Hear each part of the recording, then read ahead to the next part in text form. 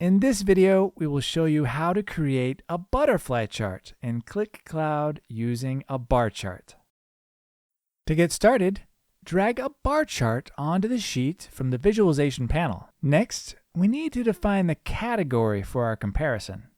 In this example, we will use age in completed years as our dimension. Now let's add the two measures that we want to compare. First, we add the sum of males. Then we add the sum of females.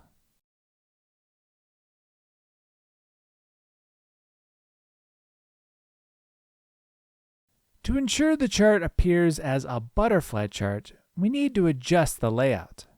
Under Appearance, select Butterfly. Now, change the bar orientation. To enhance readability, enable value labels to display the numerical values on each bar. Under Sorting, move the dimension to the top. And here's the result.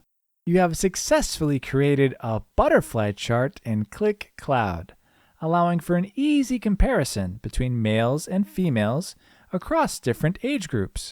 And that concludes this video. Thanks for watching.